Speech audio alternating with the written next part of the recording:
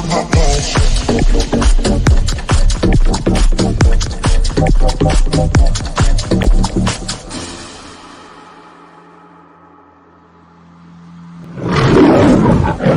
I got this feeling inside my bones.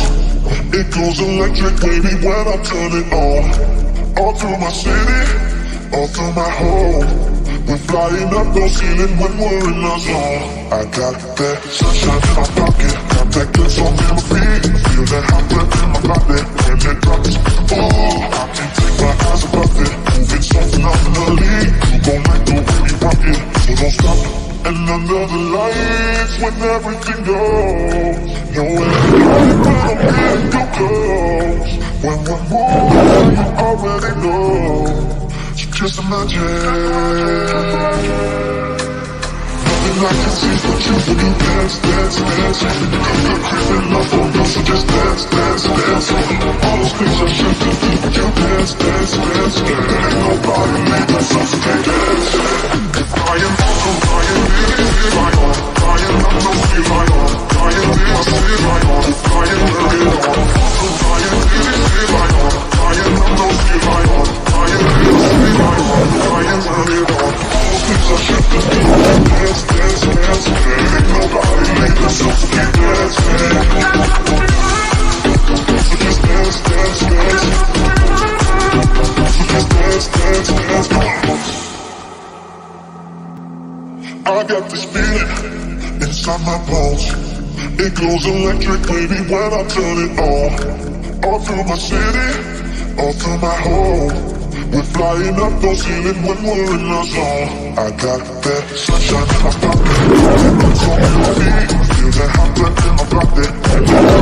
Oh, I can't take my eyes off it, moving so phenomenally. You gon' like the way we rock it, so don't stop. And I can see but you when you dance, dance, dance. You're creeping up on you, so just dance, dance, dance. All those things I shouldn't do, but you dance, dance, dance. Ain't nobody leaving us, so stay dancing. I am awesome, I am really right on. I am not no sleep right on. I am here, sleep right on. I am very on. I am really right on. I am not no sleep right on. I am here, sleep right on. I am very on. All those things I shouldn't do. Listen, everyone, before the show gets started, I want to first let you know that you can always support the show via Cash App, Zelle, PayPal. All financial contributions are greatly appreciated, and we really do thank you so much. Now sit back and let's enjoy.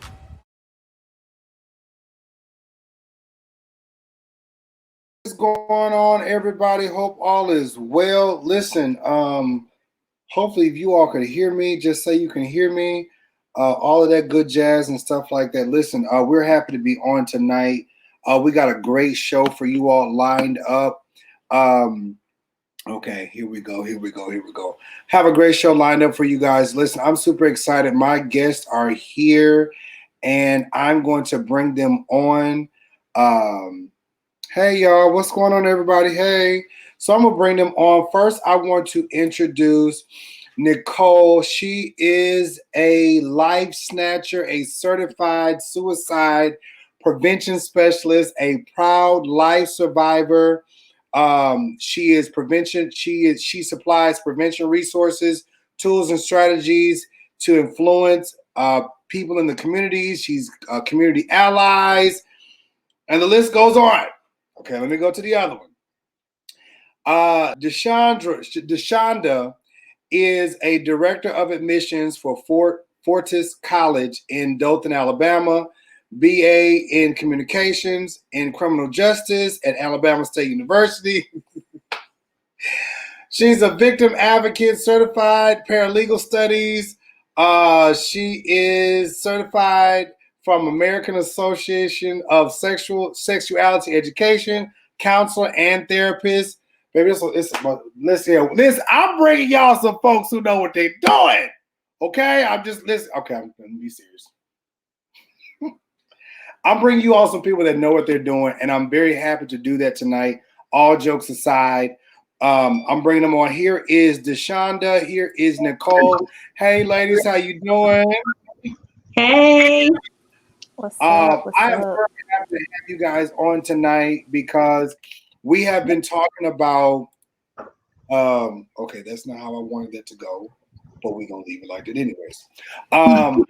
Very happy to have you guys on tonight. Hey, Melanie, what's up, everybody? Super happy to have you guys on tonight because, you know, as you all know, we've been talking about things that's been going on in the church, things that's been going on in marriages, and things of that nature. And you guys are very much so certified in this. And I'm glad that I can be able to bring you guys on that are certified to talk about this because, one, this happens a lot with women and children, and as well as with men. But this happens with women and children a lot. So I want you guys to first just take your time and just kind of like tell us about yourselves one at a time. So Deshawnda, since you're in the corner right here, first you go ahead and then we'll drop down to Nicole. Hey guys, I'm Deshawnda. Like he said, I do a lot during the day. My regular job, I'm the director of admissions at one of our trade schools here. I coach a dance team, I coach pageants, and not only that, I'm actually a certified sex educator. And when I say sex educator, it's not one of those things where I'm just telling kids out here to go have sex and stuff like that. That's not what it is. It's basically helping them to choose the best way, choose the best life, choose the best path to make informed decisions about the things that occur around that topic. Not only that, but I advocate for victims of typical, just the different forms of abuse. Here in my age level was typically kids till about 21, like 8 till about 21. That's me. All right, Nicole, go ahead.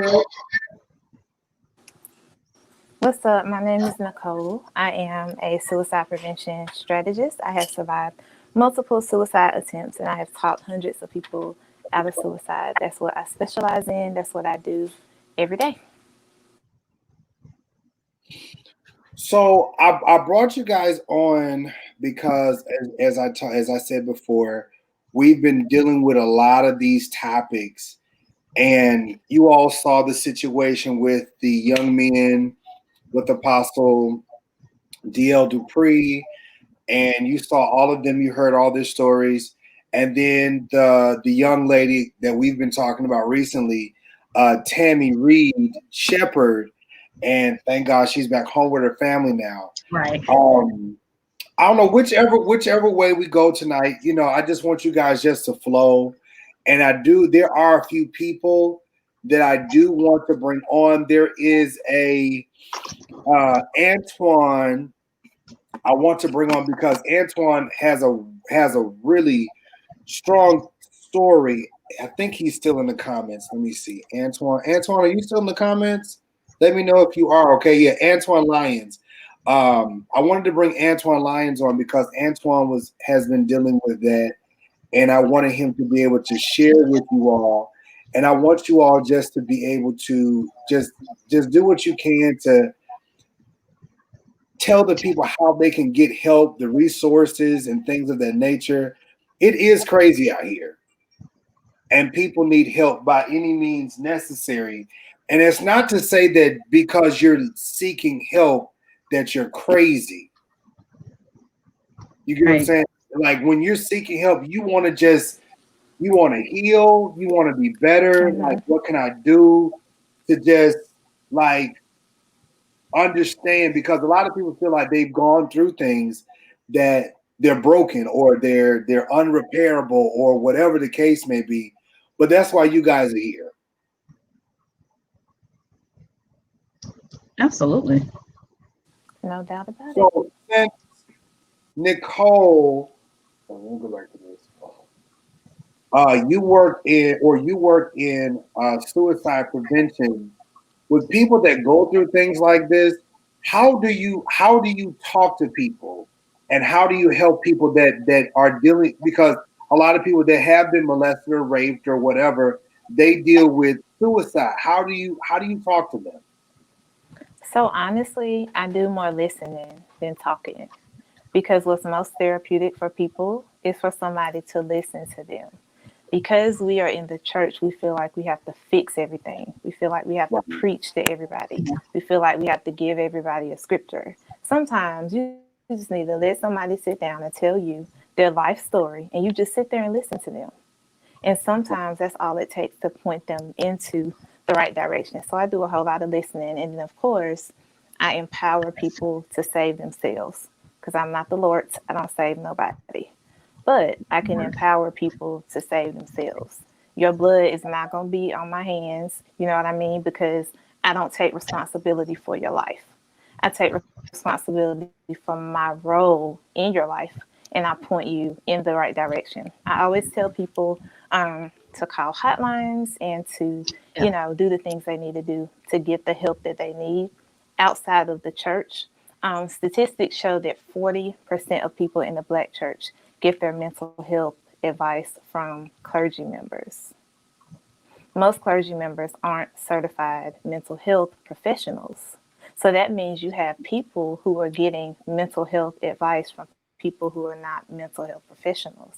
And that's why you see people who constantly struggle with the same thing. And so I refer people to people who specialize in what they're dealing with so that they can get the help they need and not go through the cycle of up today, down tomorrow. Okay. Now, as far as the suicide hotlines, I want to, oh my goodness, I'm gonna put your website in the comments. So this is Nicole. I'm gonna put your website in the description so that the people know, where they can reach you and everything at. Because again, like I said, I think it is very important that people can understand, like, if for no other reason, that there is somebody that is there that they can talk to. Now, like you said, and I absolutely do agree with you, you ain't Jesus. You can't save everybody. Okay. So, like at the end of the day, like, I'm here to help you, but I can't make you do something that you don't want to do. And I think we were talking about this before with someone else, in wanting to get help, in dealing with suicidal people, you have to want to get help. You have to, like, we can hold your hand for so long, but you got to want to go do something to help yourself. Am I right, y'all? Absolutely. Okay. So, Yeah. Deshawnda, in your role with the counseling and therapist, how would you deal with a suicidal person? Typically my job is to, the question that I ask is, how did we get here? What got us to this point? And not only that, if you decide to stay, because my approach is a little bit different. My approach is, if you decide to stay, what do you want us to say happened? How did you get here? What happened? Because at the end of the day, I want to go back to the original plot of the movie. I want to know, hey, what happened? Was this church? Was this school? Was this home? Was this something outside? Was this a friend? What got us to this point? And once we find out what got us to this point, what I want to do is, hey, let's see how we can get out of this, because now we got to do some work. Because I can't do more than you can. Because like Nicole said, I can't be responsible for your life. All I'm going to do is help you, because two are better than one. So let's get to where we can see where we got this from, so I can get you the type of help that you need. Because a lot of times people think, especially us, we think that we don't have to get help. If we get help, it's a problem. Like, no, all you need to do is pray.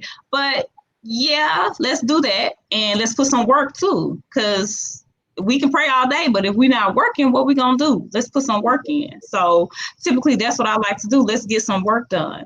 One of the things that I like to do is I get a piece of paper, like a clean piece of paper. We split it up in 3 sides. I tell them to put, hey, who's your favorite superhero? It could be a cartoon, real life, it don't matter. And then in the next one, I say, hey, who's your favorite TV character? Don't matter who it is. And then if there was a song that I could play for you to introduce you, what would it be? If I was introducing you to the world, what would that song be? And I have them to put those things out there so we can talk about them and get some work done, because you'd be surprised at the stuff that you have inside of you that can help you come out of what you're in. Okay. Now, I do want to take this opportunity. I just put you all's information inside the descriptions on the video so that people they can know where they can reach you and everything. Antoine, I want to bring Antoine on. Antoine, I'm gonna send you this link and just come on the video. And I want you, because Antoine is the person, and I don't want y'all to think I'm putting you on the spot, but this is an opportunity to help people publicly know that we're not dealing with fake people. You all are not fake. We've talked about this stuff before. I've talked to you, Nicole. I've talked to you, Deshawnda. And this is because it's another lady. God, what was her name? She has a story too, and I want these two individuals to come on maybe at a separate time. But since I have talked to Antoine, and I told Antoine I wanted him to come on already. So Antoine, hit that link, and I want you to come on and share your story if you can. Not too lengthy, but share your story with us. Antoine, this happened to Antoine a while ago, and he's been dealing with this. And it's another young lady. If she is on, I want her to let me know, because I was supposed to call her back. I promise you I'll be so busy. This is a crazy week. So I want him to come on to share, and just kind of like, guys, just kind of like however you can steer him in the right direction, what things that he could do to help. Okay, here we go. Antoine. Hey, how you doing, King? Hey, sir. Fine, sir. Lord, Siri trying to talk to me. Antoine, can you hear me? Yes, sir, loud and clear. I can hear you. Okay. I want you to just come on to tell your story. I know we had talked on the phone, and I think you tried to call me today, and I apologize I wasn't able to answer. But just tell the ladies your story and just kind of share your story with the audience about your experience with abuse. Okay. Name's Antoine. My mother, she married my stepdad. She was married for 20 plus years. My stepdad was an abusive man. He also was a preacher as well. He was very abusive, very demanding. I seen him at times where he hit my mom so hard that her ear would pop. I see him hit my mom with chairs. I see him hit my mom with pipes. He's pretty much he more of a dictatorship person. He dictated what he want done from everybody, from me, my sisters, and everything. He molested my sister and denied it, and had my mom thinking that that it was the other way around, which I saw him do it with my own two eyes. But what got me was he got up in the pulpit and preached like none of this stuff was happening. But at home he was a pretty devil, excuse me for putting it that way. And even with whipping me as a child growing up, he whipped me with pipes, cords. He literally took his fist and punched me in the face. And at that time I was a teenager. I wasn't even a grown man at that time. And he was very rough on my other sisters. He was like, if whoop one, he'll whoop us all. And I didn't understand that because at the time I was young, but like as I was sharing with Keith, it has an effect on me as a person. It has an effect on me as my sister. Myself, I'm actually doing counseling. As one of your young ladies alluded, yes, it's good to talk to the pastor. My pastor is a big advocate of, I can talk to you, but you still need to go get professional help. So, I'm doing the professional help as we speak because it's a process that this went on for like 20 plus years. And for that to change, I mean, it's not gonna be one of them prayers that is fixed overnight things. It's gonna take some time and a process to get this stuff straightened out. even all the way to the time he died, my stepfather still was trying to be tricky, and I went to visit him right before he passed, and it took all the God of me to go because I had a bad hate towards him because of the way he treated my mom and my sister and myself. And so when we were talking, he was trying to say my mom cheated on him, which I know that was not the fact. And so leading up into his death, he still was trying to raise all type of chaos and drama and stuff with trying to split me and my sisters and my mom up, made a difference with the sisters. And what I didn't understand, because I'm a minister myself, how could he preach and knowing that he would beat my mom like a dog, beating us like a dog after he got out the pulpit? That was mind-boggling. And if anybody's in the experience, it's real. It's real, and it will mess you up. It will affect your self-esteem. It will affect the way you look at things.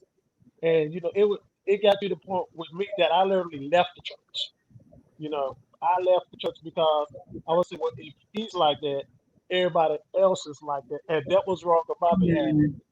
And my grandmother had to talk to me. She said, "Look, you don't go to church for people. You go to church for you to have your relationship with God and you worship God." So if it weren't for my grandma, I would have never came back to church. If it weren't for her, so I thank God she did it. Me going back was the best thing I ever did because he let me know just because he's at the food and doing the stuff. Everybody in church is not like that.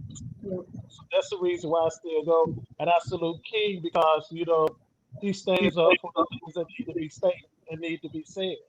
And I feel like even all preachers and pastors, they need to address the issues. They don't address them in the church. I would go to the church and say they don't do it in the black church, which is sad. If you look at the pastors that's out there, none are not trained in psychology or nothing like that. I'll take it any course dealing with that. And I feel like if you go pastor people, you need to at least have one person in the church that's qualified to do it as a church. So we give them out to people. But that's pretty much the gist with me, King, and the young ladies. Okay, so with Deshawnda and Nicole, because there are so many people that deal with this type of stuff within the church, and not just in the church, but in the secular world too, one at a time, and it doesn't matter what order. How would you help someone like an Antoine? First, let me applaud you for your story. Oh, go ahead. You were gonna go, Nicole? Girl, go ahead. First, I applaud you for sharing your story with us because it sounds like a lot that the same thing that people go through a lot in the church. One thing that we got to understand, I'm glad you had your grandmother, is that a lot of times people blame it on God. Like, God did it, he allowed this to happen. One thing about it, God didn't do it. He did not he did not participate in the foul behavior because we already know he gives us free will to do what it is that we're going to do because, hey, that's what we got. And so what we want to understand is how do we overcome that healing and dealing with the fact that this guy that's up in the pulpit, and I'm going to refer to him as a guy, this guy in the pulpit, he's up here hollering and hooping, telling everybody, hey, get saved, do this, Jesus got this, Jesus got that. And at the same time, we about to go home because I already saw the way he looked. And we about to have an issue. So what you got to understand is it is a deviant behavior because something happened to him. Something happened to him.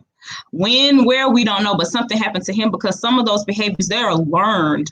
You learn, you watch that. You watch somebody abuse. You watch somebody cuss somebody out. You watch somebody do that. You didn't just wake up one day and decide you just wanted to be, you just want to live foul. So it's a learned behavior. And so when you deal with it as an adult now, I'm glad that you're seeing somebody that is amazing. I want to help people understand God didn't do it. He didn't cause it. So what we got to understand is how are we going to heal from that when we went through that? And only thing we can do, we can get some help, talk to somebody about that thing out to make sure that we're going to get it, squared away because a lot of people, it could take a lot of people out of here with that because it's hard.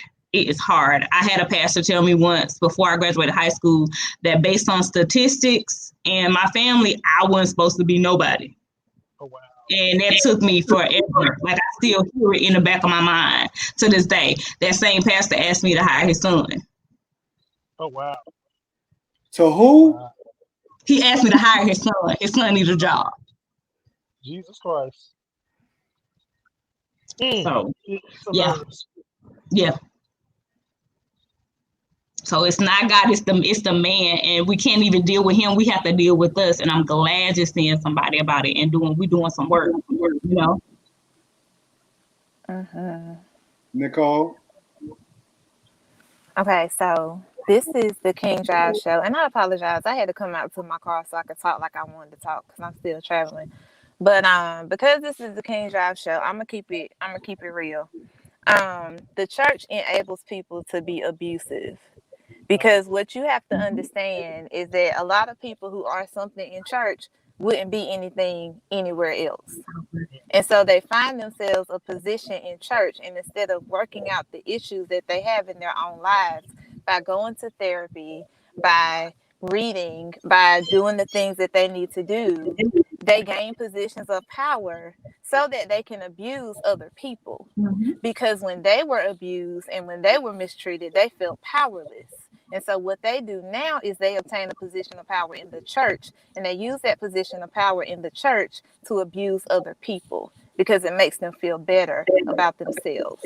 And so what I want to say to you is that just like Deshawnda said, you have to, number one, know that that was not God, and number two, you have to consider the source, because healthy people do not abuse people.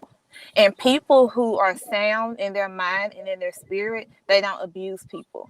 And people who are walking with God with the intent of helping people and leading people to him and doing right and being right, they do not abuse people. And so what we do is we take on the abuse that the abuse that other people put on us, and we embrace that, and we make it feel like that's who we are and that's how we have to be. But you have to consider the source, and you have to realize that the source of your problem is not healthy. The source of your problem is not godly, and anything that is not healthy and that is not godly should not inform your life. It should not inform your identity. It should not tell you who you are. It should not tell you what you can and cannot be.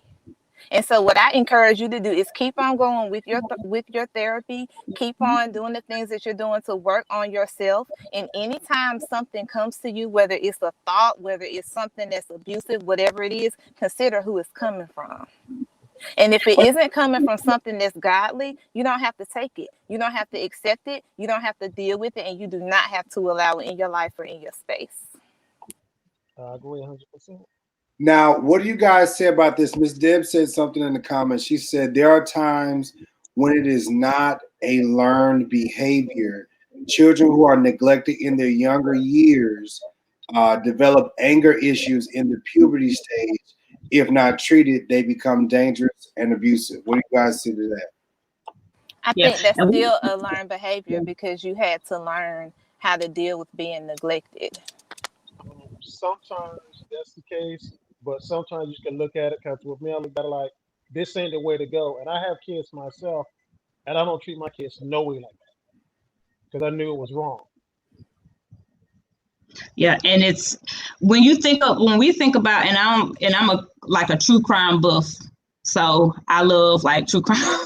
But when we look at like our known serial killers, when we think about like the Ted Bundys and the people of that nature, that was them. They were, they were neglected. They were told they were less than. Parents were, beat the mess out of them just for nothing. And so what they did, they exhibited that same behavior on like animals and like on other people because that's what happened to them. So they did learn to be by themselves. They did learn that my mama don't care about me, or this is why I'm angry because this is the only emotion that I know. This is the only thing that I saw. And so now I'm angry because this hurt. And it becomes a deviant behavior, and that's unfortunate. And what ends up happening is we fall in, even in church, we fall in love with manipulative behavior, because sometimes we think we fall in love with oh, it's Jesus, I love him, my pastor, he is everything. You actually fell in love with the manipulative behavior of that person. We see that in cults all the time. We see it. That's that type of behavior. You fall in love with that behavior. Why? Because they gravitate to something in you that they know they can take and use against you, and you may not have any idea that that's what they're pulling on, and they pull on that, and that's why they say, "Don't you talk about my pastor?" Oh, no, not my auntie. No, she didn't. Yes, she did. She pulled on that emotion. And it's power that can also be a deviant behavior, because at the end of the day, you can abuse it just like you use it. You know, that's what we fall in love with, because we've all had pastors that we loved and we just admired, and people, until we found out that they was out here living foul. I'm like, wait a minute. And you understand, like, I see this and I see you and I can't do it. Now, I was, because I know Antoine talked about his mother, and we've been dealing with a lot of, I know I have been dealing with a lot of first ladies and ladies in general who deal with a lot of abuse.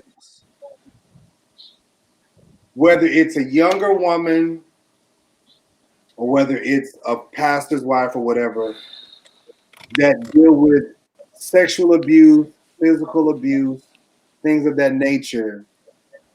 What I don't even know if there really are signs, because people are good at hiding them, especially church people.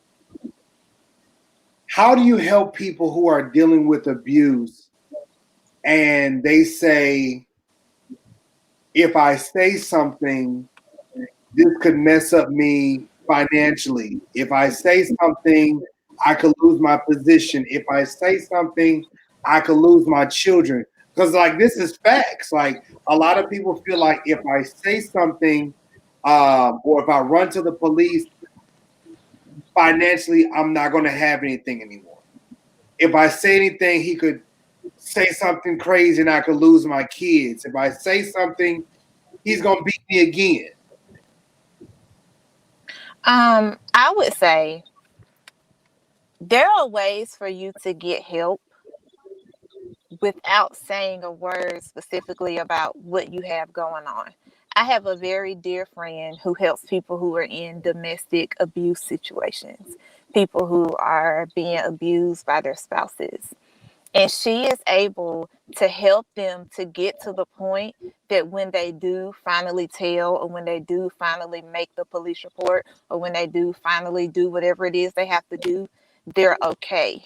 I think sometimes when we're in abusive situations, we're so emotional that we don't take the time to count up the cost, and we don't take the time to plan and prepare.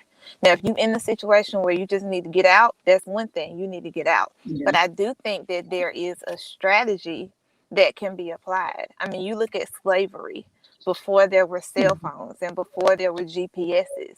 Those people sat down, and Harriet Tubman said, okay, at this hour, we're going to leave, and we're going to go here, and we're going to go there. You know what I mean? And so now we have so much more available to us. If you are going through something and you need help, there is help available. There are programs that will give you somewhere to stay. There are programs that will give you money, to pay your bills and to do what you need to do. So I don't want you to feel like your only option is to take abuse, because there's too much stuff out here in 2020 for you to have to do that. Because that's what happened with my mother. She stayed for the sake of us. She took beatings for us and all that stuff. She stayed 20 plus years, and it got to the point she didn't leave until he actually shot a 12 gauge in the house, and that was her sign to, I'm out of here. But I looked at it because I asked her, when she got out, I said, what made you stay so long? She said one was for the kids, and another reason she was like, well, I was afraid that people was gonna talk about me. I like, well, about what people say, because at the end of the day, they're not taking the beatings.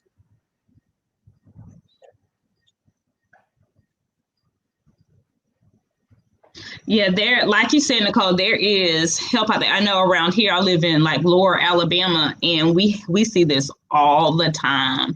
And we have places, one that I love. Like, I don't even know where this place is. That's how good it is. Like, if we have somebody, they come pick them up, meet us right here. I don't even know where it is. I know the name of it. I've never seen it. I probably pass by it all the time and have no idea that that's what that place is. But at the same time, I knew it. She's not a first lady anymore, but she said something to me that I thought, at first I thought it was crazy. And then I thought about it. I said, that is one of the most powerful things I think I've heard somebody say. She said, I got to the point where I was okay with having absolutely nothing, with losing everything. She said, because I did not want to continue to lose. She said, I didn't want to lose me. And she said she would look in her kids' faces, and she said she got to the point where she was okay with having nothing and losing everything. So she did not have to stay there and continue to be ridiculed and manipulated by this man. And she had a friend who actually helped her. And what the friend did, which is also great, what the friend did was, they had code words. So whenever she would go somewhere, down here, they do War Eagle, Roll Tide. That's their thing down here. And so she didn't like War Eagle. So that was her code when she needed to get rescued. If she was talking on the phone, she said, yeah, girl, did you watch War Eagle the other day? I mean, it was a good game. And immediately her friend knew, hey, let me come get her. We got to go. And I just thought that was so powerful that she got to the point where she said, I was okay with having nothing, with losing everything. Yeah, and I mean, that's Bible. You know, there's a scripture in Proverbs that says it's better to eat crumbs in peace than to eat a steak in a room full of arguing and strife, you know. And sometimes your peace is just worth more. It's worth more than your stuff. It's worth more than your house. It's worth more than your image. You know, I'll take peace any day. Oh yeah, because you gotta get, and it's hard to say when you're not in that position. It's hard to say you gotta choose you. You know, it's hard to get there because you look around and you see everything and who he is, or even who she is. Because women, we can be the ones too. You know, so it's hard to say like, oh my God, I'm gonna have nothing. But in the day, you got to be okay with choosing you, because when you don't choose you, guess who's gonna eulogize you at that program? Him.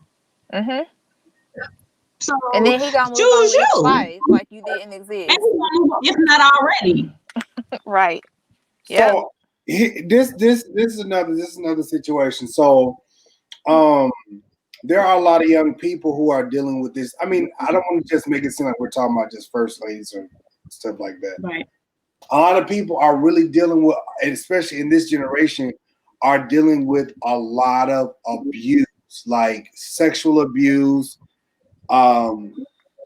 rape, molestation, and they really don't know how to deal with it, because if they tell somebody, they're told that they're lying or that's not true. I did a story probably like a couple months ago, and the young lady, she was on live, and she was just like talking about how when she told her mom beat her up. Yeah, I saw that. And I'm just like, to me, I can definitely understand that. I've never been in that situation, but I did tell somebody about a situation, and they had replied and said, you know, you just don't want me to be happy. And so it did make me feel some type of way when I told them that, but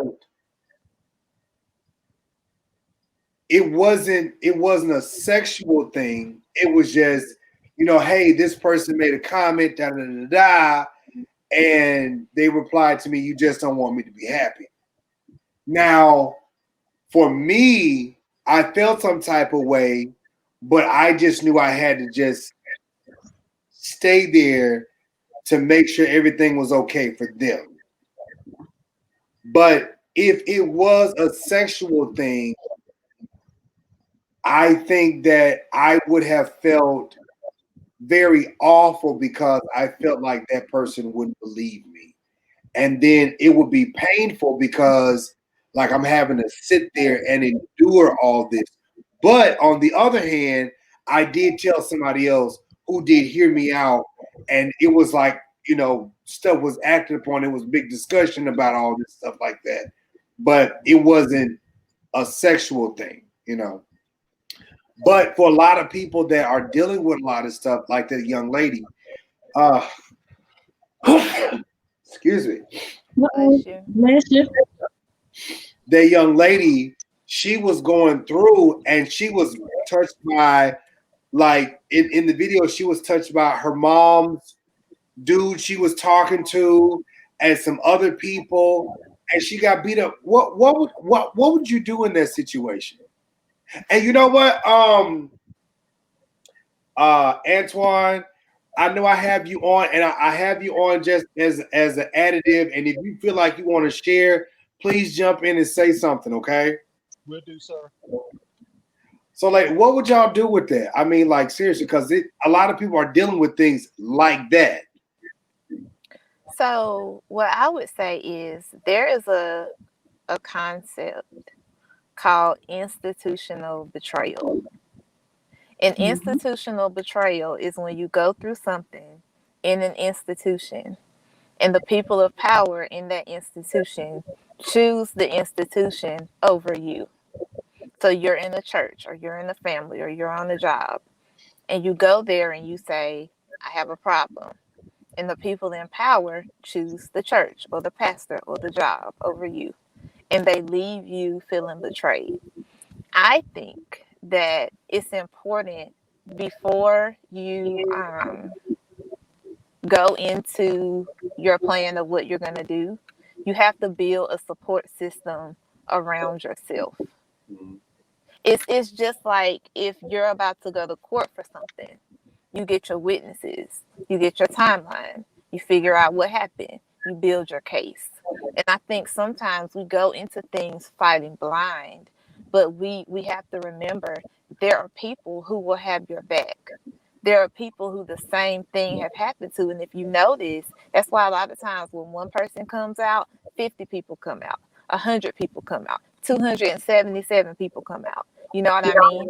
And so I think it's important that before you put yourself in the fire, because it's going to be bad either way because you're in an abusive situation. You know what I mean? But if you count up the cost and you say, this is something that I'm willing to do, you need to get your army together and you need to be willing to fight. And if people say you lying, you know you're not lying. You stand in the truth, and in doing so, the truth will always outlive a lie. But I think too many times people go into stuff like that completely alone, and that's not the way to do it. Two is always going to be better than one. One can always chase 1,000. Two can always put 10,000 to flight. And there's a reason that those biblical principles are there. They're not just for us to shout and turn around 3 times and get stuff. But when we are in danger and when our lives are in danger, we need to apply those same principles. Out of the mouth of 2 or 3 witnesses, let the matter be established. Those are the things we need to be pulling from when we're dealing with confronting abuse. Now, Deshawnda, before you say something, Antoine, because you're in counseling now, Deshawnda and Nicole, here is a situation. I put it on the screen. Rena said, what is your advice on healing from abuse from a stepdad? My mom watched and said nothing for years when her husband beat me. What's the first steps of healing? Your first step of healing, I would suggest that you need to get professional because this is something you can't deal with on your own, and it can build up in such a way that it can affect you as an adult, even in your relationships. It will affect you in your relationships. Um, I feel like you do need to have that conversation with your mom so she know exactly how you feel. I had to have that conversation with my mom, and it was a tough conversation. I had to let her know how I felt. I had to let her know, why she did what she did. And once we had our conversation, it gave me a little bit clearer understanding, but it it still didn't take away from the damage that it done seeing the abuse, because when you actually see it done, it screws with you. It does mentally. Sometimes you can visualize it happening because you've seen it so much. And and alluding back to what you were saying, Josh, about the young lady, the mom that believe it, that video hit hard because at the end of the day, that's still her child. I Yeah. mean, that joker could that drop dead tomorrow. That's her child still. And I can imagine how betrayed that young lady felt. And I can also understand how it would mess with your self-esteem, making you feel like you're not good enough. Because with all that stuff happened with me and my stepdad, it made me feel like I wasn't good enough. It made me feel like something was wrong with me. And I'm just getting to the point where I feel like, okay, there's nothing wrong with me, and I am good enough. And here I am, about almost 50 years old. So it can be it can be a long lasting effect on a person if you don't deal with it accordingly. Yeah. And going back to what you said, dealing with children, I don't have any, but I'm around a lot of kids. And what I've learned about them is these days, you almost don't even have to say anything to them about, because you know how like when we were coming up, we learned about our no spots and what's a good hug, what's a bad hug. We learned about those things because either our parents told us, our grandparents told us. Now, these kids get it by watching the Disney Channel or watching Nickelodeon or something like that. So it goes back to Nicole said it too. It goes back to like relationships, like when you with your kids. If you decided to choose someone over them, it's like, okay, so with your children, if your child, so when your kids are lying to you, because you had them, that's your child, so if your child came to you and told you something like that, let's say your child came and told you, hey, the teacher don't like me. The first thing you ask, well, what did you do to the teacher? What's going on in the class? Oh, the teacher don't like you? Okay, let's go up there and see what we got going on. And then at that point, your child is lying, you're like, okay, mom, well, this is what happened before you even went up there.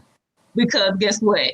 We know it just wasn't the teacher. But when it gets to like a sexual abuse or anything like that, you as a parent, it is your job, and it's sad, but sometimes they don't do it. It is your job to notice different behaviors in your child. If one day your child is up skipping and hopping around, and then the next day or the next week, you notice that they don't even want to go outside. They don't even want to, do the same things. You have to probe. You have to see what's wrong with my child. What happened? And in that video, it hurt so bad to watch that this lady decided to choose dude over her baby. And your daughter is literally crying out to you, mama, this is what happened. But like Nicole said, there is help out there. Like there are people out there that want to help you. And it's one of those things where even if you are afraid to ask, it's all, even if it's a teacher or if it's a coach or something like that, because with kids these days, they gonna tell you like it is. Every day you have to come circumspectly when you with kids, because they gonna tell you, listen, ma'am, Jesus who? And he did what? Well, why did he do that? Well, why does he look like that? So it's not like we were where they told us because I said so. No, it ain't no because I said so. But these, you got to know what you're saying and you got to know what you're doing. And that's also good because when I was growing up, the different types of, I know it's not one of our topics, but my mom, she abused substances. Like it was a mess, and so as I equate it to having a tornado rip through your town. Okay. It takes years to replace that stuff. It may not even be replaceable, but the person gets help but they want to come back and say, oh baby, I'm sorry. It takes years to fix what a tornado breaks. And like you said, Antoine, you're 50 something years old. It takes years to get through that.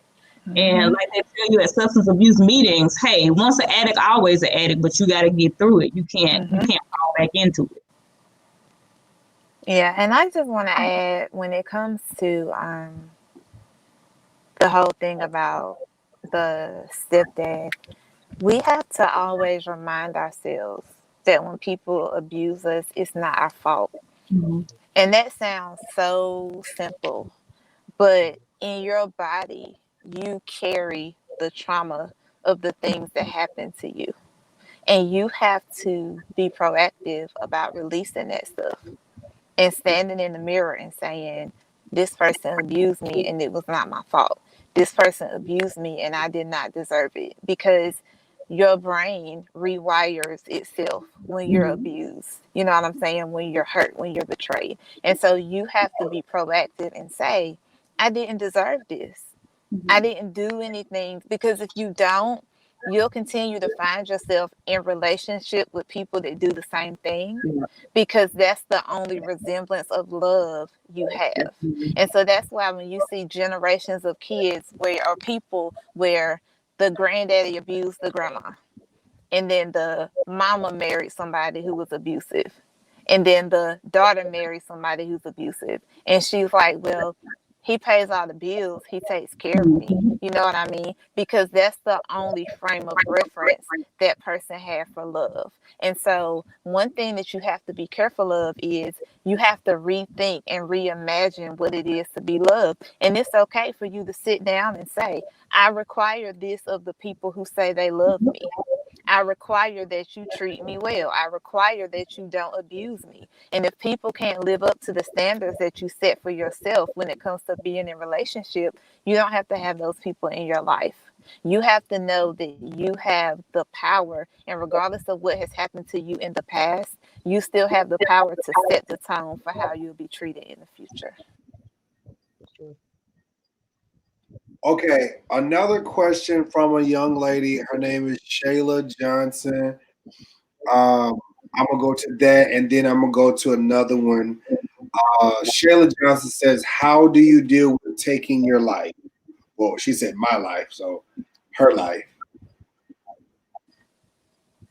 How do you, what do you mean? How do you deal with it? Like if you're thinking about it?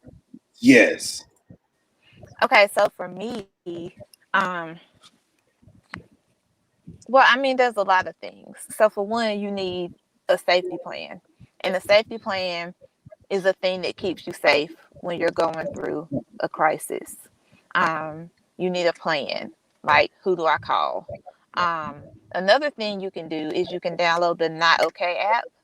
And the Not Okay app has like 5 trusted people that you can press a button and the app will contact them and be like, Shayla is not okay. And then those people can reach out to you. Now, the key to that is you have to find people who are safe. So what I mean by that is if I reach out to you and you make me feel worse, you're not safe. If I reach out to you and I say, you know, Jives, I'm really upset, I'm really having a hard time, and you lecture me, you're not safe. So those aren't the people that you call. You find the people that are going to say, okay, where are you? Okay, what are you near? What do you have around you? Okay, put your knives up. Okay, put everything away. I'm coming to get you. You need people like that. And so the most important thing is to find a way to keep yourself safe. And then the other thing, you have to find help. Even if you can't afford to go to therapy, you can watch YouTube videos about people. You can follow people who are suicide prevention people. There are therapists on Instagram who are licensed and certified therapists who post Instagram posts every day that will tell you about your whole life and everything you've been through for the free 99. So you go and you follow all them 10, 15,000 people, and they're going to help you with what you're going through until you can get to the point where you can get help. But the most important thing is that you find a way to keep yourself safe when you're having those thoughts. Absolutely.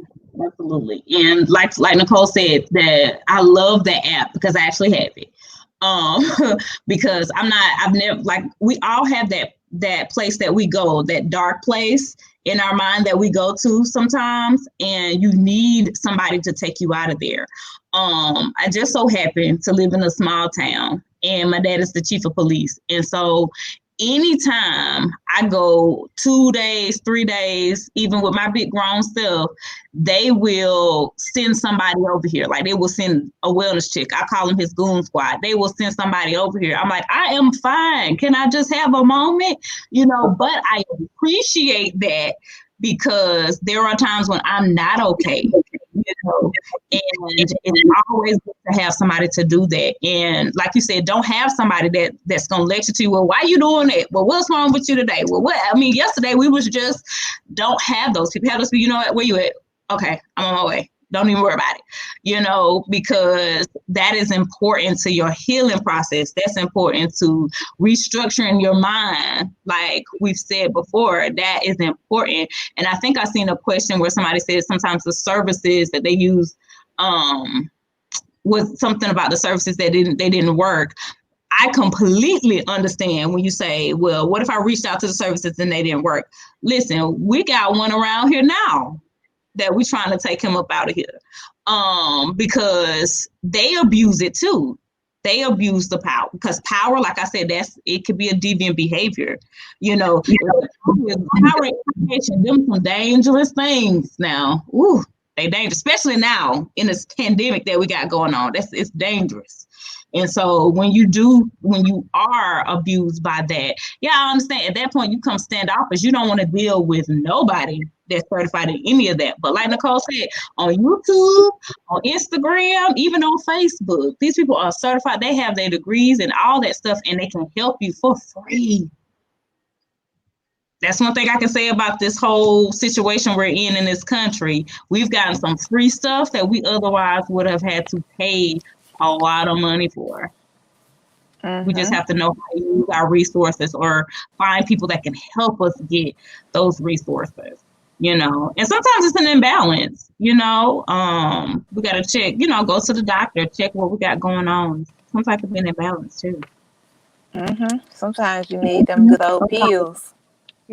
Sometimes you got to go get it. Sometimes I'm not saying we're not saying that you got to be drugged up, but if you just need like you take a pill, Tylenol for a headache, right? Just like you take a Tylenol for a headache. It's okay. It's okay. It is okay. I'm having allergy situations over here. So from what I'm seeing, especially in the comments and stuff like that, a lot of people, when you say taking medicine, I think we need to be very specific when we say that, because a lot of people will think that medicine will fix the situation. But, from what I do know is that it just kind of, in a sense, it helps take that edge off, and it really does calm you down so that you're able to function. So, in essence, when I am tired, when I'm sleepy, when I'm tired and I feel a little stressed, maybe I shouldn't say this. But they have those medicated weed. Oh Lord.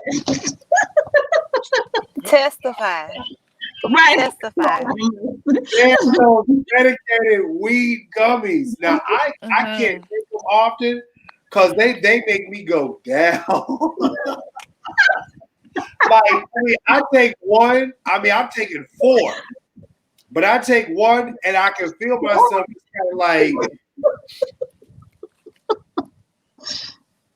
So 4, was you flying? Oh, listen, I took 4 of the mugs because I was like, I had a long day. I need to go to sleep somewhere. I want to go to sleep, period. Like, I want to sleep all day. That's why I took 4. I mean, it's a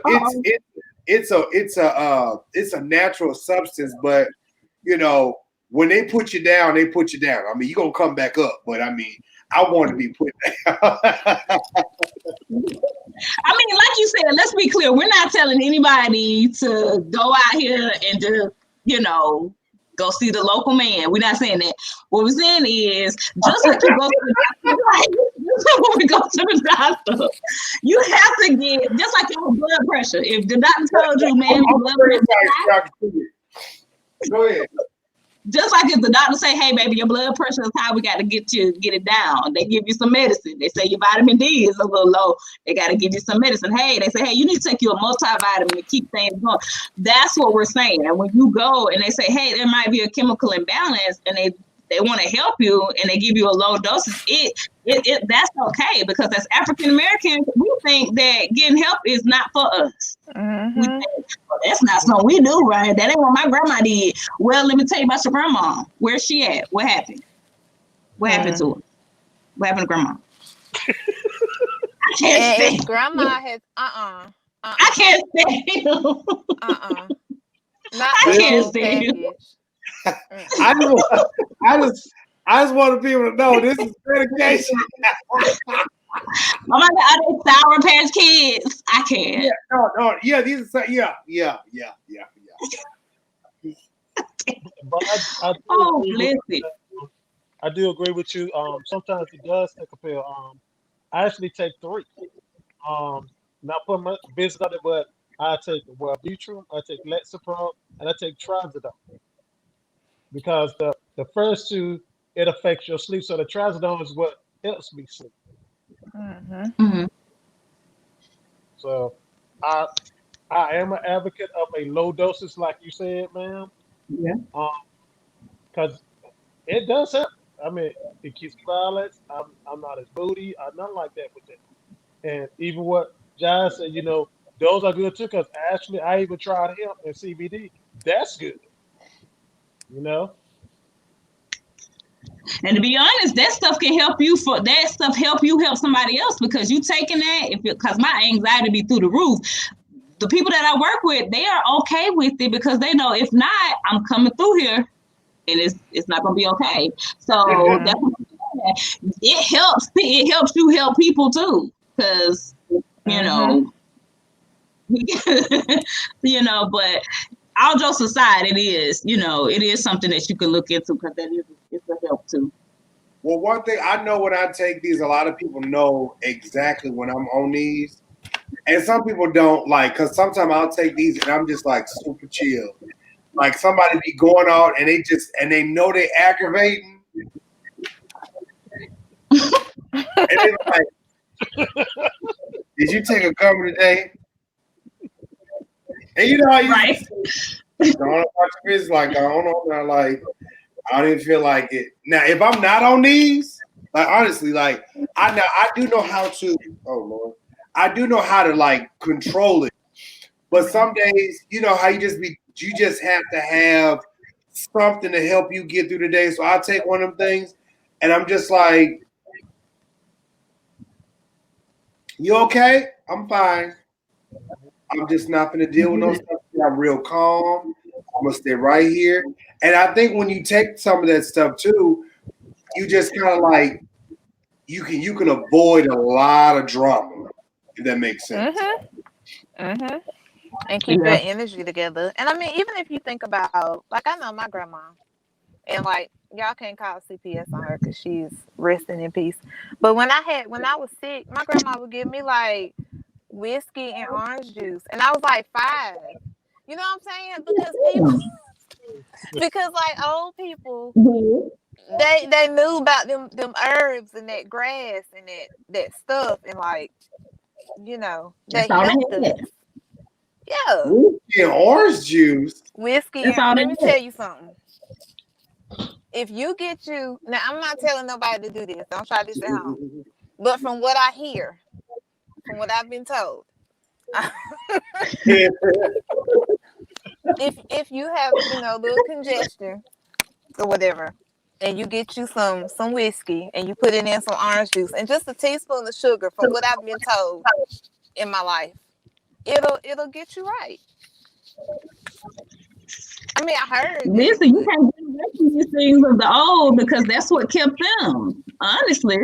Because that's all they had. They won't run into the doctor all the time. They was in that garden picking them. And still won't. Still. They still won't. And so, I mean, those are the type of things. Look at him. I can't.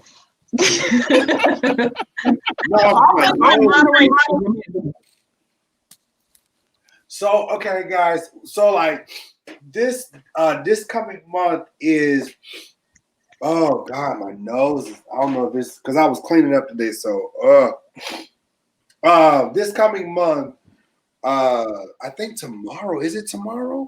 Let me see. October 1st. Yep, October 1st. October 1st is Domestic Violence Month. Domestic Violence Awareness Month, and it's also breast cancer awareness month, and it's something else. But since being that it is Domestic Violence Awareness Month, we're going to be talking about a lot of this. There have been a lot of stories that I have covered as it relates to domestic violence, and whether it's male or female. I know, Nicole, you said something. No, that wasn't Nicole. That was Deshawnda. You were saying something about keywords and things like that. Because we are coming back on, we're going to do this. What would you say to people, especially young people or people that are dealing with this with their relatives and stuff, like dealing with this because this is going on in the homes on a regular, and people really. Daniel said, "I need some whiskey and orange juice." I'm telling you, glory to God. Uh-oh. How do you? How? What would you say to somebody that is dealing with domestic violence in their home, and they may be scared, they may be nervous? Because I know Antoine has said he was dealing with that when he was younger with his stepfather and his mother. How would you deal with that, even if that was your friend? Or maybe just an acquaintance, or somebody just walked up to you and said, "Hey, this is what I'm dealing with." How would you deal with that? I think I'll go back to what I would. Go ahead. Go ahead. Go ahead. My bad. No, go ahead. Okay, so for me, I would connect them to a professional. And this is why I say this. Y'all, domestic violence is one of those things. People will kill you. Like, you will break up with somebody and they will like murder you and you will cease to exist. Like, you will run out the house with all of your stuff and go to your sister's house, and they will go to your sister's house and murder you, and you will no longer be here. And so I think that one of the things that I really try to do when it comes to domestic violence is put them in touch with somebody who knows the ins and outs of like what you say when you get a restraining order, what you say in court, what you do. Do you change your name? Do you run? Because I don't really know nothing about that. But it is such a complicated issue.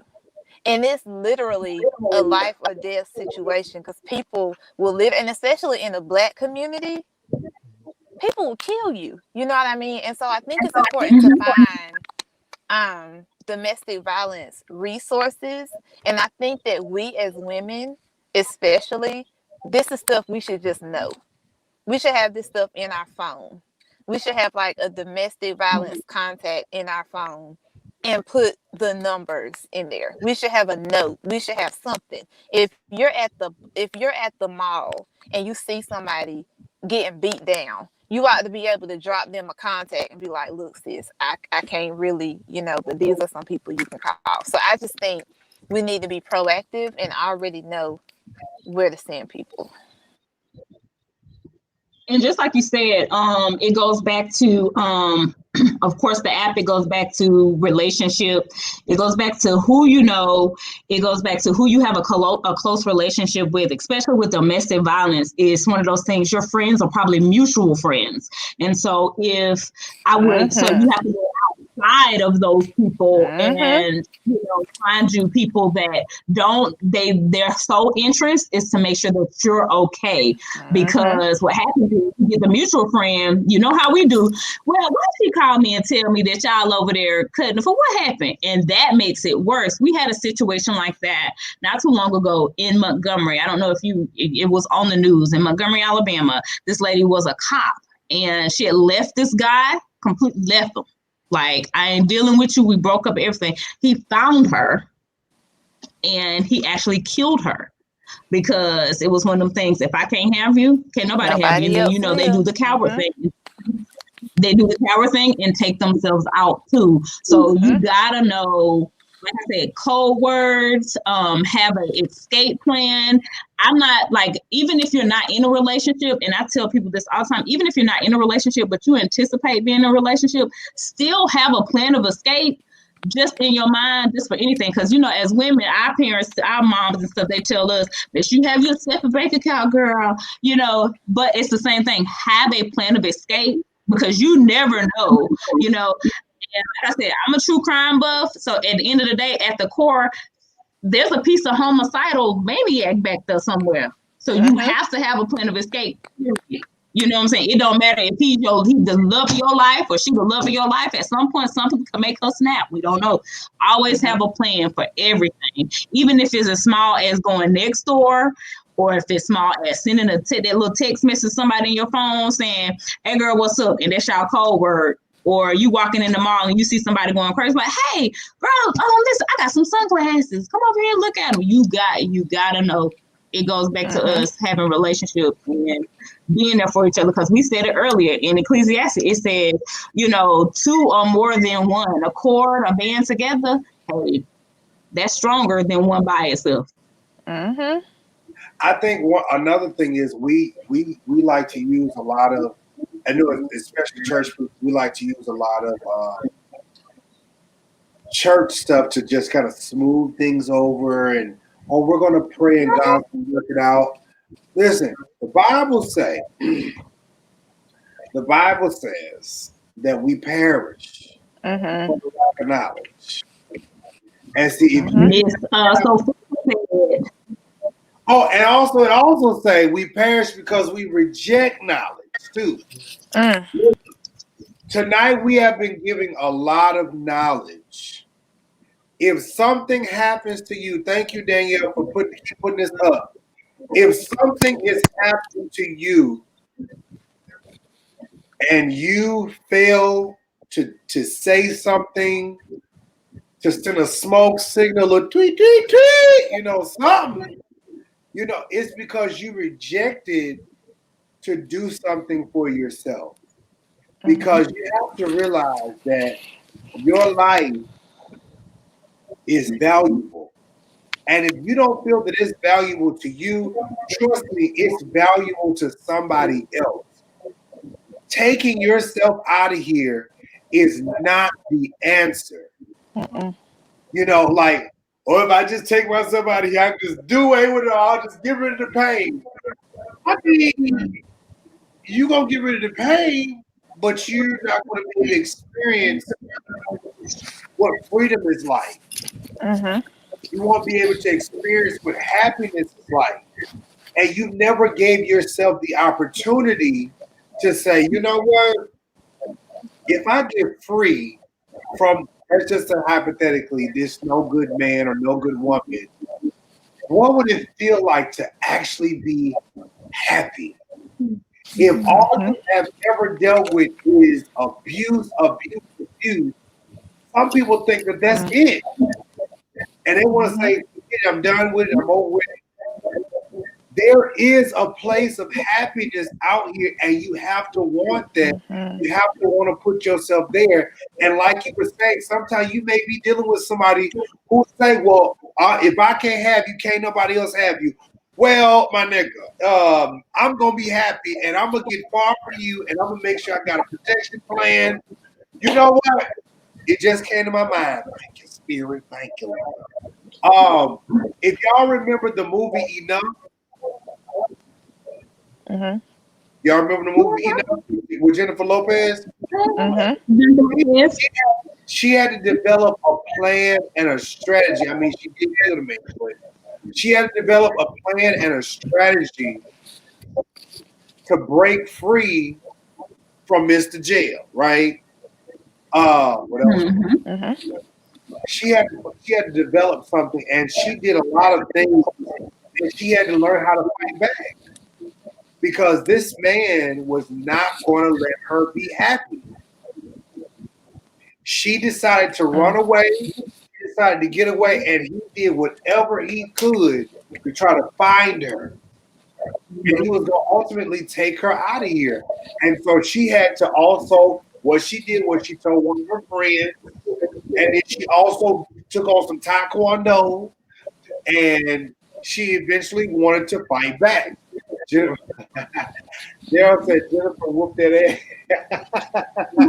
She chose her. She chose her. At the end, she chose her and her baby. That's who she chose. And then Color Purple, you remember Miss Sophia said, you better bash Mr. over the head and think about heaven later. Because if you keep instructing your son, you're going to have a daddy. That part. So, and hey, choose you. And also what a lot of women need to understand, especially women, that if you're dating someone or a man that can overpower you, is bigger than you or whatever, make sure you know how to have self-defense. You gotta be able to defend yourself. Because just because the man is big does not mean he can't go down. Okay? And that goes for females, that go for men, whatever, it don't matter. Learn how to defend yourself. And I'm gonna say this to the ladies, because this needs to be said. If you know your man is not gonna hit you back, that does not mean you keep putting your paws on him. Because is it okay to say that? Okay. Go ahead. You can't be putting your hands on folks. Don't put your hands on them. If you keep putting your hands on that man and he turn around and to slap you out and you lay down. It's called fight or flight. Fight or flight, because you're gonna keep on nagging. You're gonna keep on. I'm not telling y'all that it's okay for a man to hit a woman, and I'm not saying it's okay for a woman to hit a man, but I'm saying if the person is trying to be the bigger person and they're deciding to walk away, let that person walk away. You do not know if that person has a blackout spot or whatever, and if that person blacks out and they end up knocking you smooth out, I mean, am I right, y'all? Am I right to say that? No, because it's a real thing. It goes both ways. Abuse temporary insanity. Yeah, abuse goes both ways. And I don't know why people don't think. Sometimes people don't think that, but it goes both ways. I just want to make sure I was right in saying it. I don't want nobody to think that I'm promoting violence like this. I'm being honest about it, because it's like it was a story with a preacher, and the backstory, I know that she just antagonizing that man, and then that man just hauled off and just slapped the mess out of her, just beat the hell out of her, and then she was talking about, oh, he beat me. Well, man, like, I mean, you was slapping a man and poking a man, you ain't gonna do that, nigga. All this right here, and slapping them and pushing them, and I think you push a person when you get to that. First of all, it's not just you just started doing all this and then they just pop off. It's a buildup of things that'll make a person just go smooth. If you've been talking to a person crazy and they really trying to just be respectful, and then you just end up one day just pushing that button too far, and they end up just going all the way off, and it's like, I ain't mean to whoop your ass like that. I just didn't mean to go that far, but But you're right, King. My mom got away with. Actually, my stepfather got arrested. They got arrested and spent time in prison for it.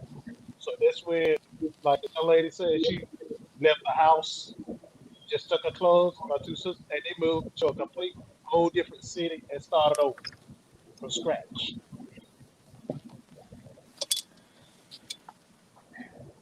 So what we're saying is, don't let it get that far. get some help. Check out your local police departments. They do self-defense classes, especially for women. The sheriff's department, they do self-defense classes. They do those things, not just for men, but for women as well. What we're saying is don't let it get to that point where everybody throwing hands and somebody not going to be here no more. So I want to... And I'm going to say this. I'm going to just plug this in right quick. Go ahead, Nicole. Go ahead.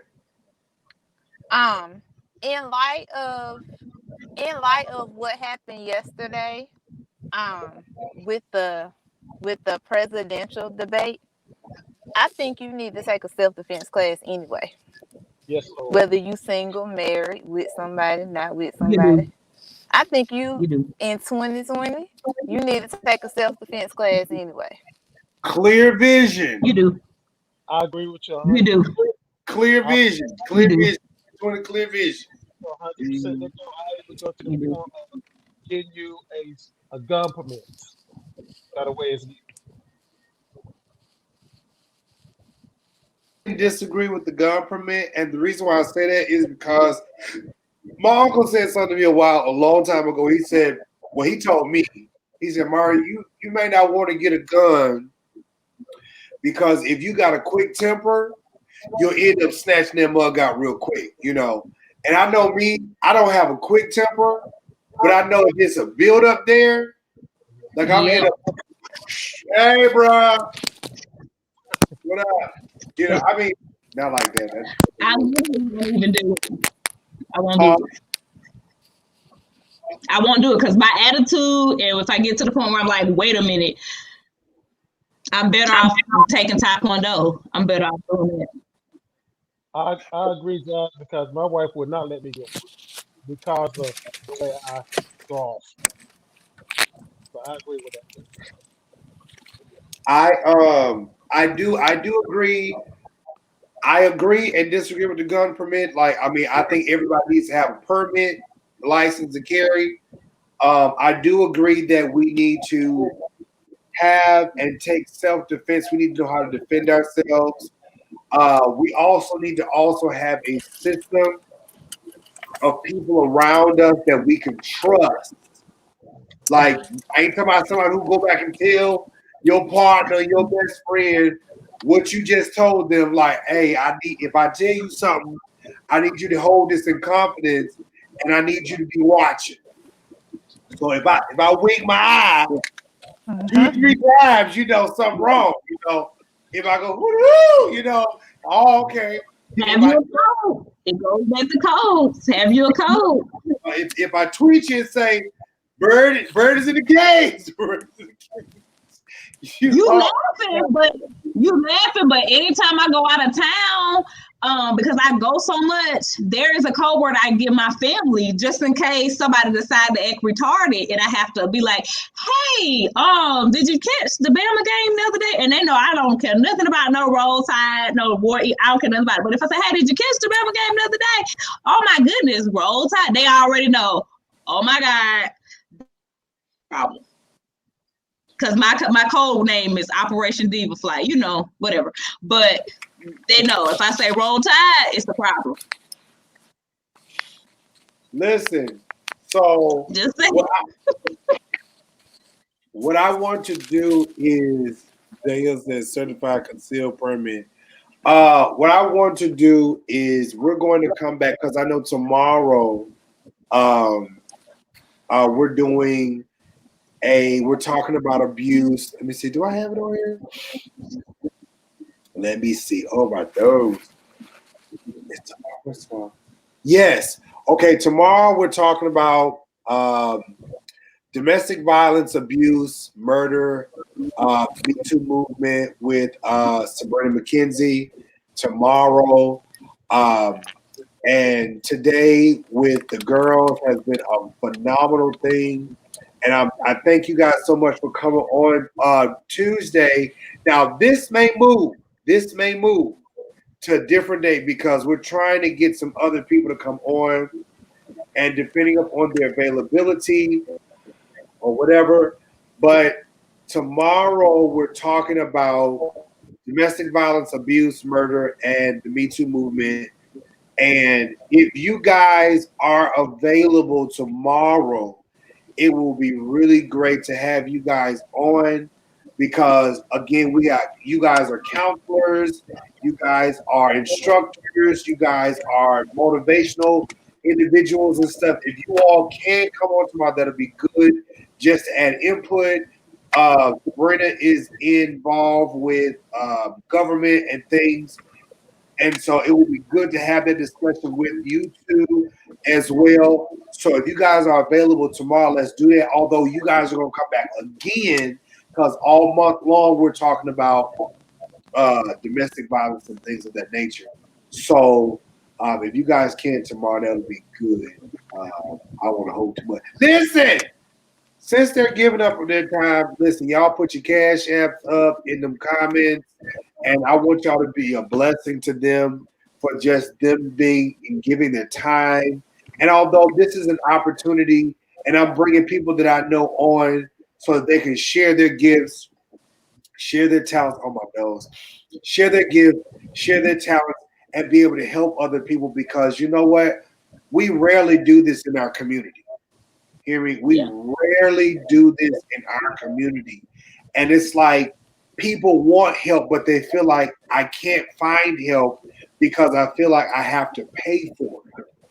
And that usually is the problem sometimes. They feel like they have to pay for it, so they don't want to say anything, you know.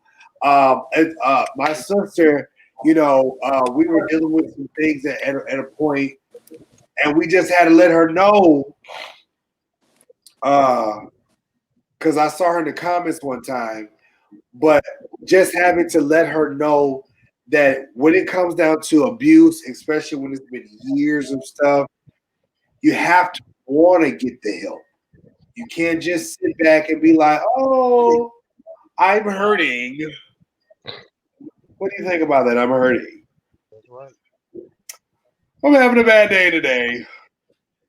I'm having an episode. No, like if you want to stop going through that, and those feelings, you have to want to talk to somebody about why you are dealing with some of the things that you are and what are the steps that I can take to be able to not deal or go through those type of situations. Someone just said in the comments, Stephen, they said I was on medication for clinical depression and anxiety. Mental illness is no joke. I am a mental health advocate and believe that you can take care of you. Absolutely. Danielle just put up Nicole's Cash App right there. Y'all be a blessing to her. Deshawnda, she just put up her Cash App. Y'all listen here. Listen, don't do my people wrong, okay? Y'all do something, okay? Like dead serious. I want people. Listen, this is valuable, just like yesterday. This is valuable information, okay? Valuable information. Don't take this lightly. If you guys need help, reach out to them. Deshawnda, you can reach out to her on Instagram. Nicole, you can reach out to her on Facebook. Nicole, you got Instagram too?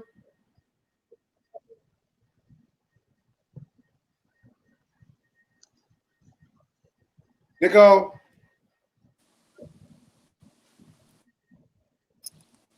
My Instagram is my name, Nicole Watson.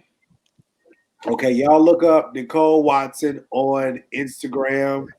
And Antoine is on social media as well. Because again, Antoine is the testimonials of just of wanting to get the help, and he's still going through it, but I believe he does, and he can help other people as well too.